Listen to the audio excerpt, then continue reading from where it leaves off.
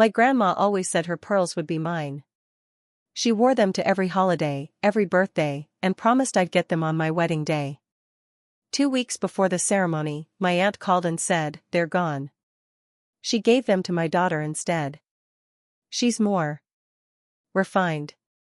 I cried for hours. On the day of the wedding, my cousin wore them down the aisle, to my wedding. "It's not about you," she whispered, smiling for the cameras. My grandma just looked away.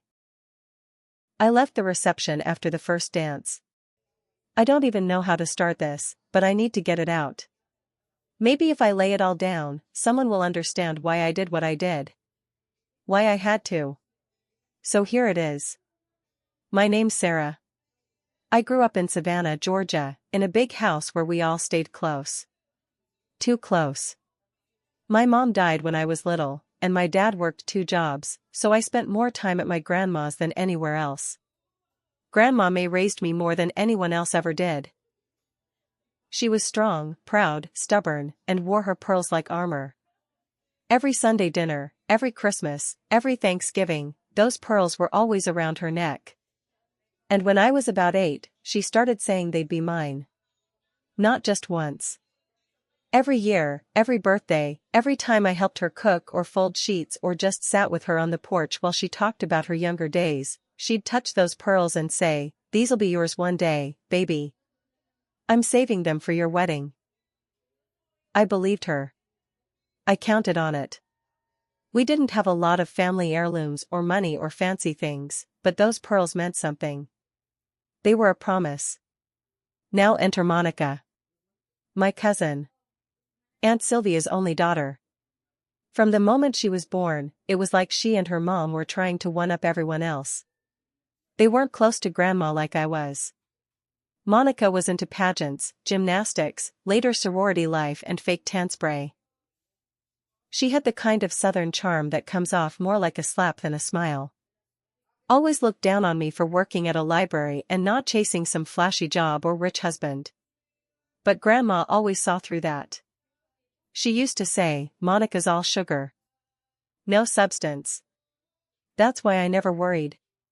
No matter how loud Monica got, grandma had made it clear. The pearls were mine. When I got engaged to Jake, I was over the moon.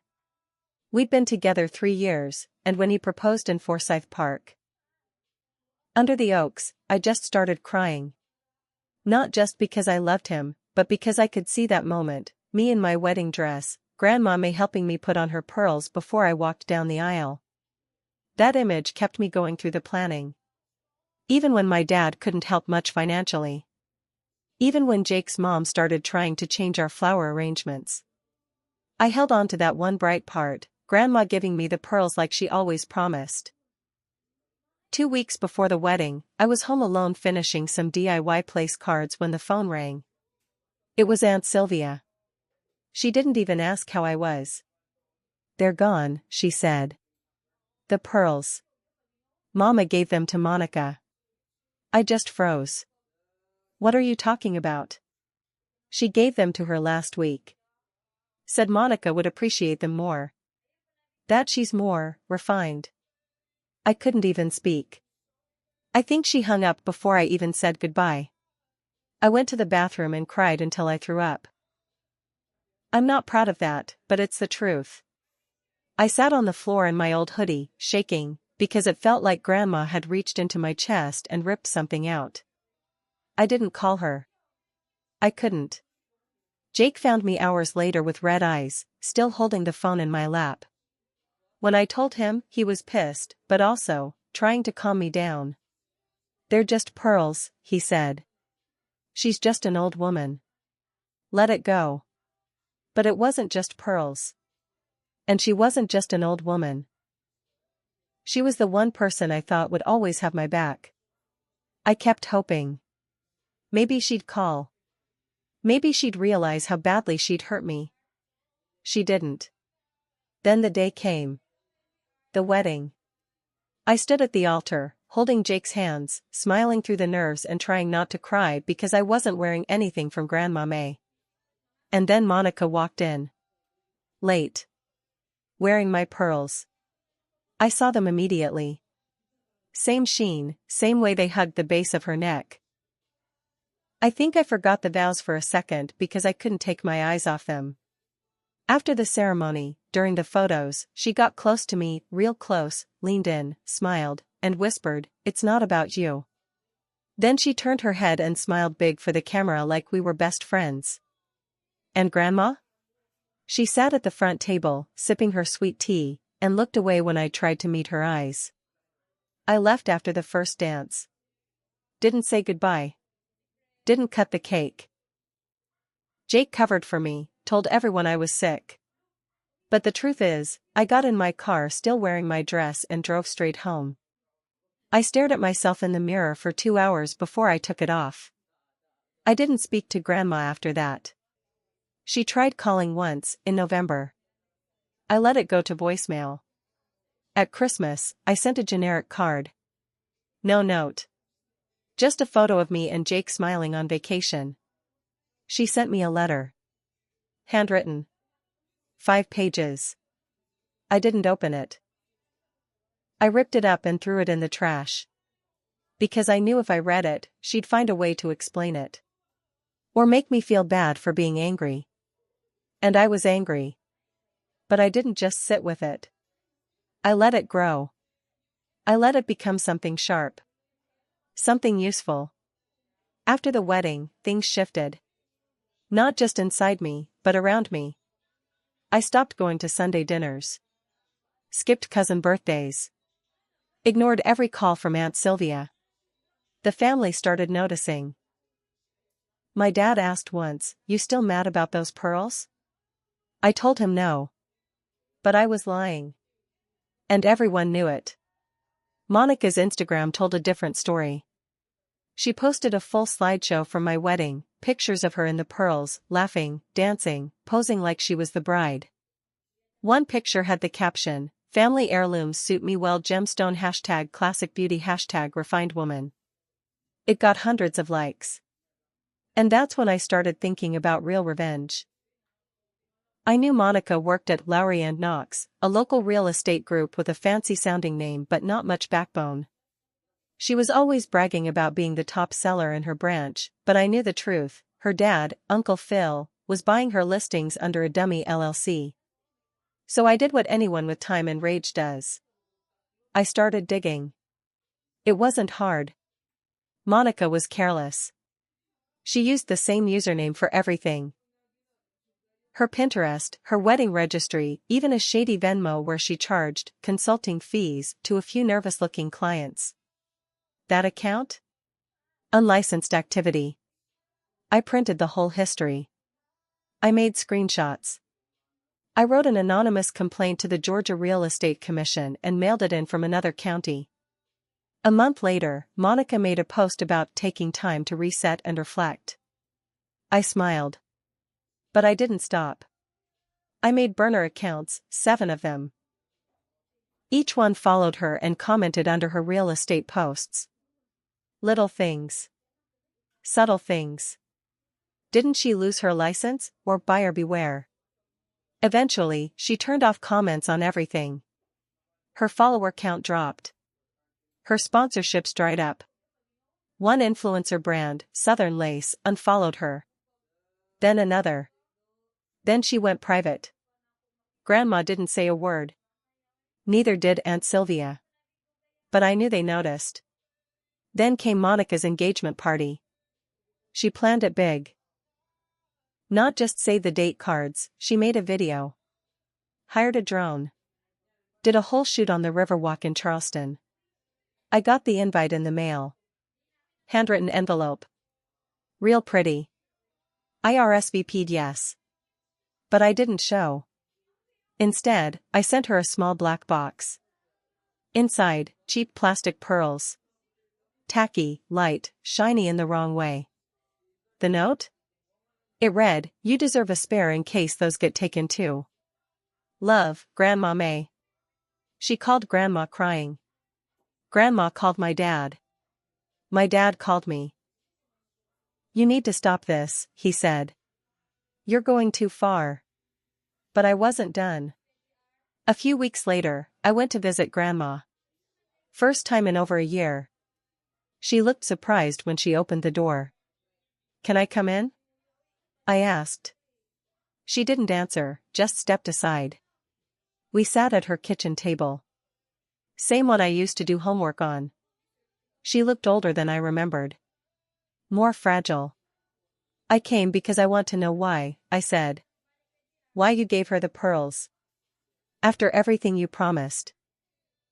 She didn't look at me at first. Just stirred her tea. You wouldn't understand, she said. Try me.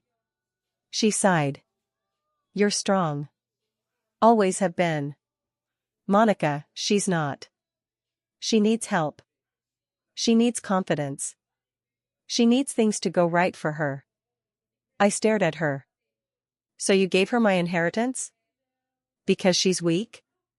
She needed it more, Grandma said softly. That's when I knew I'd never forgive her. Because I realized in that moment, she didn't just break a promise. She chose someone else. And not because they were better. But because they were less. I got up and left without saying another word. 2 weeks later, Monica lost her job for good. Turns out the anonymous report had teeth. She got flagged for violations. One of her old clients filed a complaint. Her license got suspended pending investigation. She blamed me, of course. Called crying to my dad. To Grandma. She even tried texting me. Why are you doing this to me? I didn't reply. Instead, I sent her fiancé a message. A link, really. To a Reddit thread. About how she once faked a pregnancy in college to keep a guy from leaving. Someone had posted the screenshots. She denied it back then, said it was fake. But the tone in the messages matched hers exactly. 2 days later, her fiancé postponed the wedding. Said they needed time to reassess things. I waited. Quiet. And then, just a few days ago, the final straw came. Grandma had a health scare. Minor stroke. She ended up in the hospital for 3 days. When she came out, she called me. I want to make things right, she said. Please come see me. I didn't answer. Because it's not just about the pearls. It's about who you stand with when it matters. And she didn't stand with me. I thought I was done. I thought Monica losing her job, the engagement being called off, and Grandma finally realizing what she'd done, that all of it would be enough. But then something happened that I didn't see coming. I got invited to a family brunch. Not from Grandma. Not from Aunt Sylvia. From Monica. Hand-delivered envelope. Wax seal. Her handwriting on the front, let's start over. Jake found it before I did and put it on the kitchen counter with a frown. You're not seriously thinking of going, right? I didn't answer him right away. I just stared at the card. Thought about everything I'd done. Everything they'd done. And some part of me, some sick, curious part, wanted to go. Not to make peace. Not to forgive. I wanted to see the damage up close. So I RSVP'd yes. The brunch was at a restaurant on the river. Classy place, white tablecloths, soft piano music in the background. I wore a pale blue blouse and no jewelry. Let my neck stay bare on purpose. Monica greeted me with a fake smile and a stiff hug. She looked tired. Makeup couldn't hide the puffiness around her eyes. Her hair wasn't styled the way it usually was, like she'd rushed through it. Aunt Sylvia was already seated. Grandma was at the far end of the table. Nobody else came. I'm glad you came, Monica said, taking a sip of her mimosa. I wanted to apologize. I raised an eyebrow. For what? She faltered. For everything. The wedding. The pearls. All of it. Which part exactly? I asked. Wearing them to my wedding, or whispering that it wasn't about me. Her hand tightened around her glass. I wasn't thinking clearly. I was trying to feel special. Grandma looked like she wanted to crawl under the table. I gave her the pearls, she said quietly. Not knowing it would destroy everything. You didn't just destroy it, I said, still calm. You lit the match and stood there watching. Monica swallowed hard. I lost everything because of this. My job. My fiancé. My reputation. I didn't ruin your reputation, I said. You just finally got exposed. Then she hit me with it. I want to give them back, she said, pulling a small case from her purse. My breath caught. She set the case on the table and opened it. There they were. Grandma May's pearls. Mine. And I hated it, but my hands trembled. I can't wear them anymore, she said. I don't even want to look at them. I should have felt satisfied. Instead, I felt suspicious. I picked up the pearls. Held them up to the light. Felt their weight. They looked real. Felt right. But something gnawed at me. Jake used to say, Monica never gives up unless she's got a second move. That night, I took the pearls home and left them on the dresser. The next morning, I drove to a local jeweler. Asked them to inspect them. They weren't real. Not even close. Plastic, painted with a fake sheen. Costume jewelry, the woman behind the counter said. Might be worth $10. 15, max. I didn't cry. I didn't scream. I laughed. Because she really thought she could double-cross me. Again. I drove straight to Monica's apartment. Waited outside her building until I saw her car pull in. She looked shocked when she saw me. Sarah, I shoved the fake pearls at her. You really thought this would work? She stared at them like she didn't understand. I had them checked, I said. These aren't Grandma's. Where are the real ones? She opened her mouth, but no words came. Did you sell them? I asked. Pawn them off? Her eyes flicked away. That was all I needed. I left without another word. Didn't even slam the door behind me. When I got home, I made a few calls. First, I found out Monica had visited 3 different pawn shops in the last 3 months. I called each one, pretending to be her assistant looking for a misplaced transaction. At the 3rd shop, they remembered her. She'd sold a real pearl necklace for $1,300 cash. They gave me the receipt. Name. Date. Signature. I printed it. Then I sent a copy to Grandma. Along with a note. She didn't want to feel special. She wanted to cash in. 2 days later, Grandma showed up at my door. No call. No warning. Just standing on the porch with tears in her eyes. She sold them, she said. She sold them for money. I didn't say anything. She sat on my porch for a long time. Then finally asked, "Can I come in?" I didn't let her. Because at the end of the day, she gave them away. And the damage was already done. After I closed the door on Grandma, I sat down on the couch and stared at the wall. I wasn't proud of what I'd done. But I wasn't sorry, either. Monica had betrayed me. Grandma had chosen her over me. And now, the truth was out. But it still didn't feel finished. A week passed. Then another. And then I got a call from Jake while I was at work. "Hey," he said. "You need to come home. Now." "Why?" "There's a reporter sitting on our porch." My stomach dropped. When I got there, the woman introduced herself as a freelance writer for a local magazine, Southern Legacy. They were doing a feature on toxic family heirloom battles, she said. She had heard Monica's side. Now she wanted mine. I almost laughed in her face. But something about the way she said, "She told us everything that happened at the wedding," made me pause. I didn't do the interview. But I asked for a copy of Monica's statement. It came in the mail 2 days later. 4 pages.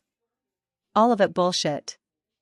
According to her, I had a meltdown before the wedding. Claimed I was emotionally unstable. Said grandma gave her the pearls out of fear I'd ruin the ceremony. Even hinted that I made up the story about her selling them out of jealousy. I felt something crack in my chest.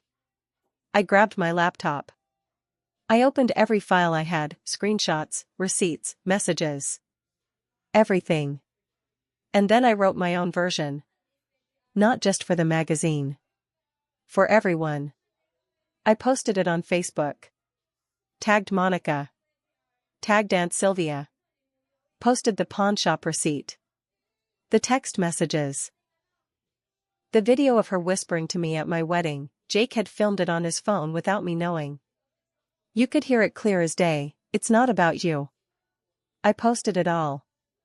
By the next morning, it had been shared 900 times. My inbox filled with messages. Old classmates. Extended family. Even grandma's church friends. It exploded. Monica tried to do damage control. Claimed the necklace she sold was a gift from an ex. But the pawn shop confirmed the description matched grandma's exact pearls. Down to the custom clasp. The magazine dropped the feature. Monica lost her last sponsorship. Aunt Sylvia deleted her Facebook. And grandma? She called me again. I picked up this time. She sounded old. Tired. I was wrong, she said. About everything. I gave away something that didn't belong to me. And I lost both of you. You didn't lose both of us, I said. You gave one of us away. The other just walked out. She cried on the phone. I didn't. Jake came home that night and sat next to me. You feel better now? He asked. I looked at the screen. At Monica's blank Instagram. Her life scrubbed clean. Her voice gone. No, I said. But I feel finished. We never got the pearls back.